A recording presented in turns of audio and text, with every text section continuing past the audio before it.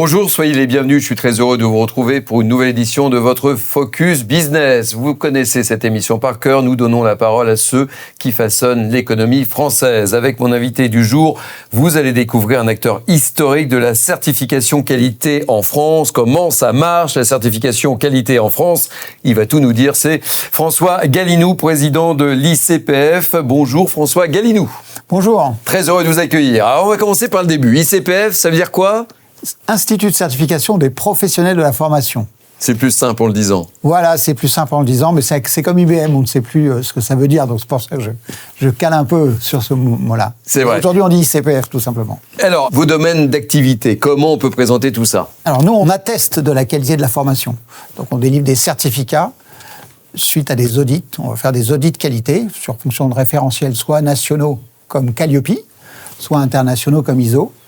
Et si la conformité est établie, nous allons délivrer un certificat qui atteste de la qualité. Et l'entreprise, l'organisme de formation, le formateur va s'en servir pour rassurer ses clients, les encourager à contracter avec lui. Alors, vous existez depuis 1995. 1995, oui. Donc, ça fait presque...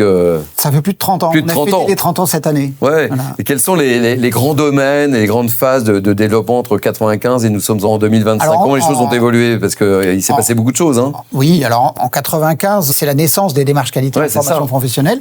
C'est un moment où... l'État, les partenaires sociaux, tout le monde s'intéresse à la qualité. Et l'ICPF, c'est une association qui est créée par un consultant qui dit « Moi, je vais faire un dispositif pour certifier le formateur, pour le formateur en tant que personne physique. » Donc on est parti sur cette voie pendant 17 ans.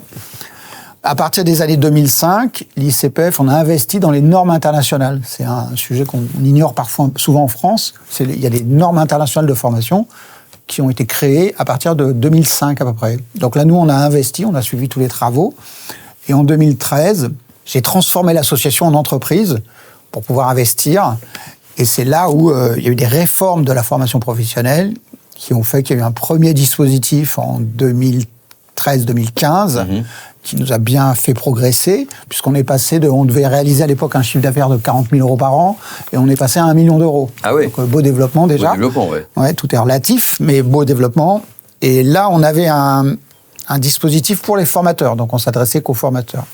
Et puis en 2019, il y a eu une autre réforme très importante de la formation professionnelle qui a donné naissance au dispositif Calliope, que les professionnels de la formation connaissent bien, puisque Calliope, c'est la certification des organismes qui est obligatoire pour tout organisme de formation qui veut prospérer en France.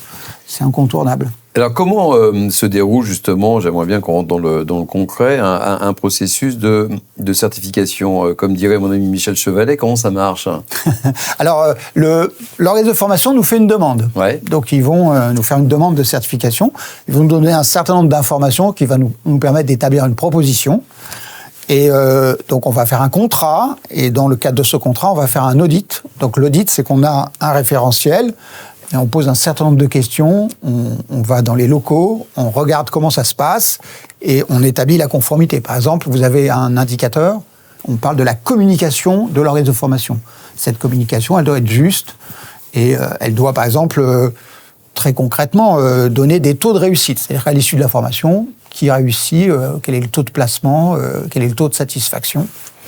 Et donc on audite comme ça un ensemble d'indicateurs, et si c'est conforme, là on va revoir le rapport, et là on va prendre la décision d'émettre un certificat. Et donc là, l'entreprise, elle a ce certificat, elle va être enregistrée sur des listes officielles, notamment les listes qui permettent à cet organisme de formation de proposer à ses clients de recourir au financement public. Donc aujourd'hui, le point fort de notre certification Calliope, c'est qu'elle permet d'accéder au financement public. Voilà. Oui, c'est une étape importante pour les entreprises. C'est d'avoir le tampon, la certifier, ça c'est quelque chose, voilà, c'est un gage. Oui, tout à fait. C'est-à-dire que c'est toujours exigeant. Vous avez un poids considérable. C'est énorme parce qu'aujourd'hui, un organisme de formation ne peut pas mener une démarche ne peut pas travailler sans cette certification Calliope.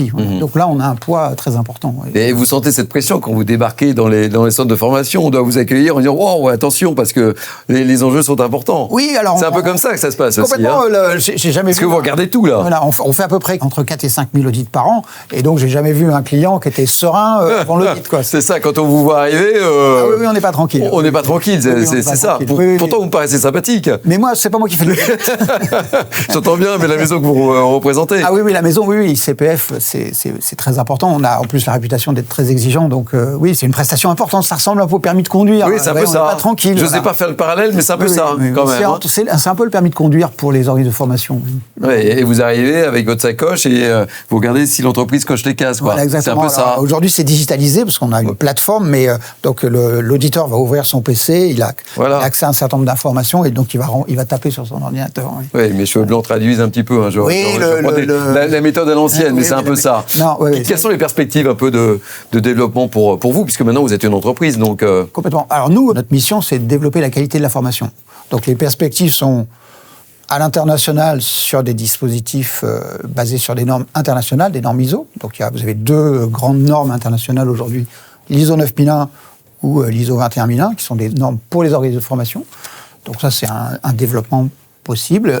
Et en France et en Europe, vous avez l'importance portée à la formation professionnelle en général, qui génère une demande de certification. C'est-à-dire qu'en fait, la manière la plus simple d'augmenter le niveau d'exigence par rapport à une activité, c'est de créer des certifications qualité. Voilà. Et donc là, il y a des certifications qualité qui vont arriver par rapport aux formateurs, des certifications qualité par rapport aux lieux de formation, un peu comme dans l'aéronautique. Dans un avion, il y a des milliers de certificats. Et on trouve ça normal d'ailleurs de certifier la qualité d'un avion. Bah oui, vaut mieux. Donc en formation, voilà, c'est utile. Voilà. C'est utile. Voilà. Est-ce qu'il y a d'autres organismes qui sont concurrents à vous? Oui, on a... Enfin, quand je vous pose la question, j'ai un peu la réponse. Mais... Oui, on est sur un marché où nous avons une trentaine de concurrents. C'est ça. Hein. Voilà. Mais nous, on est très loin devant, on va dire. Voilà, on est un des acteurs qui est complètement spécialisé depuis 30 ans sur la qualité de la formation. On fait que ça. Alors après, on a des confrères qui sont venus sur ce marché, mais généralement, ils sont tous arrivés avec Calliope en 2019-2020. Qu'est-ce qui fait la différence entre vous et vos concurrents? C'est quoi C'est qu'on fait que ça et qu'on a investi énormément. On a construit une plateforme digitale. On a une équipe de 50 personnes complètement dédiée à la qualité de la formation. Voilà. Et nous, on va au-delà des dispositifs comme Calliope. On a une vision sur l'importance de la qualité de la formation.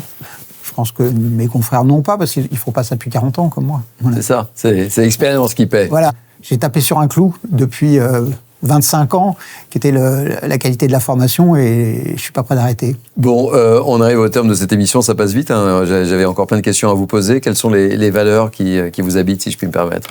Les vôtres ou celles de la maison que vous représentez, ICPF? Apporter sa valeur ajoutée.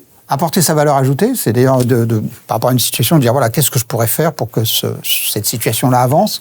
Respecter les collaborateurs, respecter les clients, respecter les confrères, partager l'information, partager la connaissance. Voilà, c'est les valeurs qui m'habitent au quotidien depuis tout le temps. Alors, la dernière question, c'est un mot ou une phrase, comme vous voulez, je vous laisse le choix pour vous résumer, vous, en tant qu'homme et vos valeurs, ou l'ICPF. Ça serait quoi le mot?